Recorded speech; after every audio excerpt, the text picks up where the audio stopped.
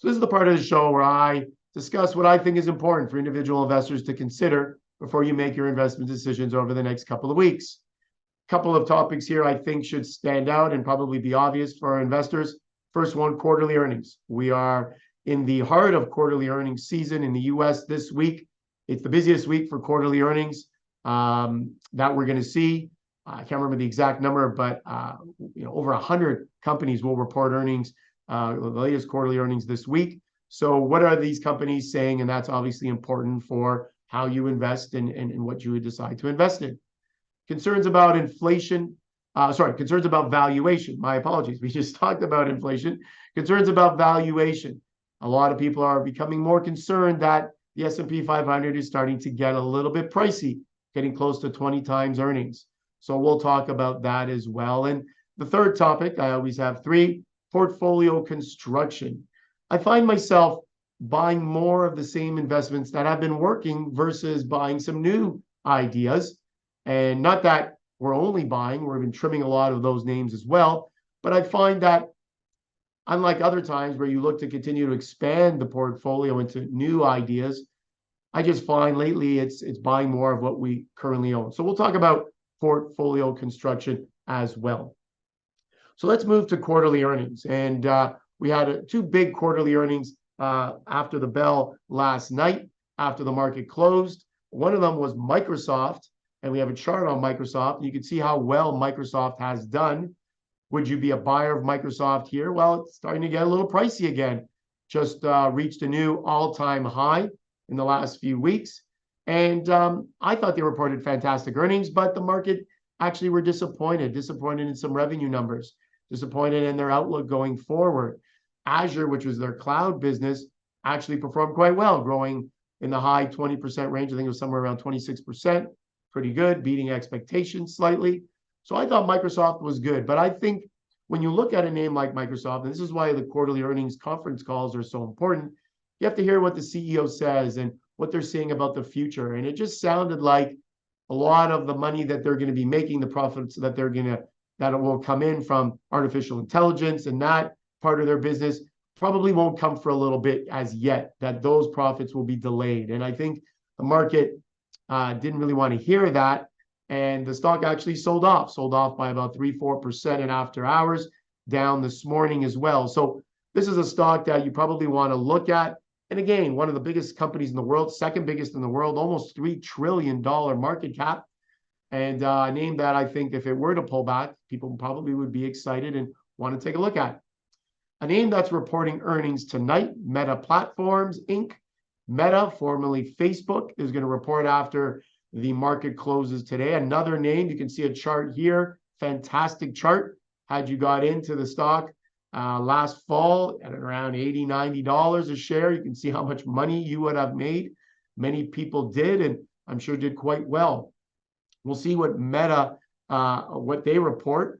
One of the companies that reported last night, Google, or Alphabet, as they call it now, they talked about ad revenue, YouTube doing well, search doing well. So I think Meta, which obviously makes a lot of money with their online or digital ads, I think they're going to do well. What I guess a read through from Alphabet to Meta, I'm looking for a good number today after the bell, and we'll see what Meta has to say, where their focus is.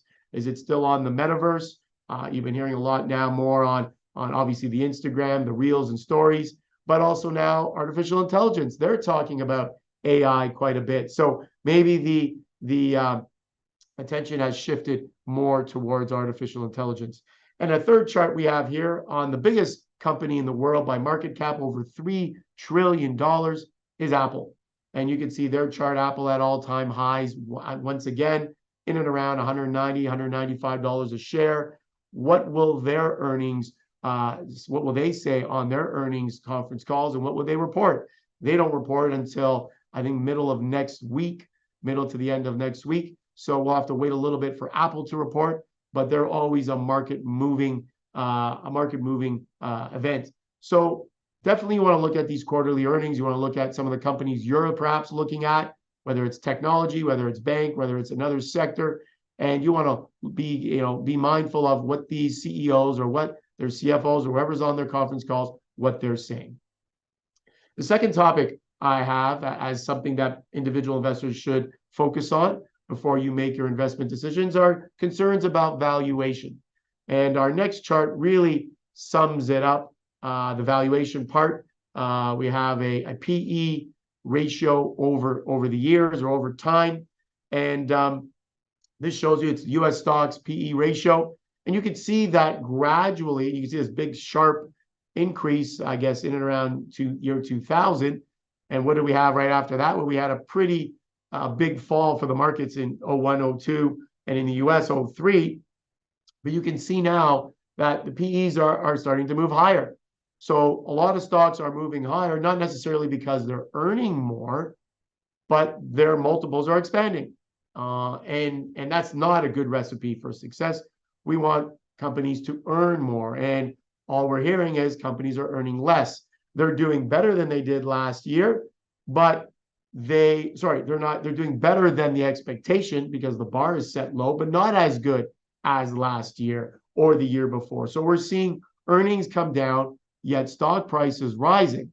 Many people are asking why that is. And I just chalk it up to this notion or idea that the Fed is at the end, or the Bank of Canada is almost at the end of their interest rate hiking cycle.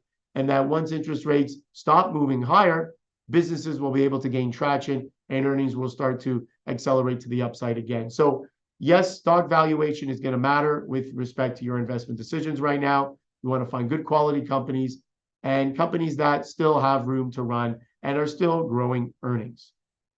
The third and last topic I have for individual investors to consider is portfolio construction. And that's something I do every day, obviously. Create portfolios, build them from scratch, build them out of individual stocks, mutual funds, bonds, GICs, income trusts, gold, whatever it is, whatever makes sense for that individual investor based on their risk tolerance and time horizon. And as I said off the top of the show, what I'm finding with portfolio construction is that I'm buying more of what clients currently own, beefing up on some of the names that I think still have room to run versus finding different names. You know, a lot of the A quality names have run. As I said, valuations are now getting stretched. So maybe you look to a B quality name. Well, I've kind of stayed with the A quality names for now and just adding to some of the names that have moved higher, but I think can continue to move higher. I have a couple of names in particular to show. First one is Amazon. Amazon's had a pretty good run this year so far. As you can see by the chart, I think it has a lot more room to run. So even though it's up to in and around $130 a share, I still think this stock can move higher, and I think it will move higher. And it's on everybody's, I guess, wish list or buy list right now that I've seen to start this year. And now we're halfway through the year, a little more than halfway. I still think it's on the focus list and the buy list of many individual investors and investment firms. Another name that, as I mentioned already, that I think reported yesterday, great numbers, stock has moved higher, is Alphabet, or Google as we used to know it as. You've seen the stock move significantly higher, although recently you've seen it kind of flatline and kind of range bound there at the right side of the chart.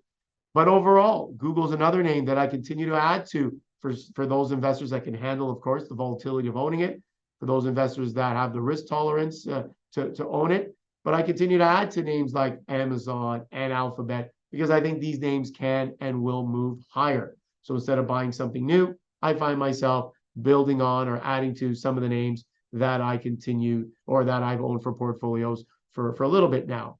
And lastly, TD Bank. TD Bank, you're going to see here, has had a nice move higher recently. TD Bank still pays a decent dividend, well over 4%. Stock has moved from the high 70s to the mid 80s. And I still think it has room to run. I think it can go to the mid 90s. Keep in mind, TD Bank has more branches in the United States than it has here in our country. They have ownership in Charles Schwab, TD Waterhouse, obviously, TD down in the U.S. They obviously a big part of their business. And I think when you look at how the U.S., in my opinion, will come out of these interest rate hikes stronger and better, and the economy is resilient as it is in the U.S., I think this is a really good move or a really good source of revenue and growth for TD Bank. So I think owning or building on a position in TD Bank makes sense as well, and something that I would recommend. So overall, these are three things, as I mentioned off the top, that I think individual investors should consider before you make your investment decisions. Lastly, talking about building a portfolio and building on what you already own, I think is important.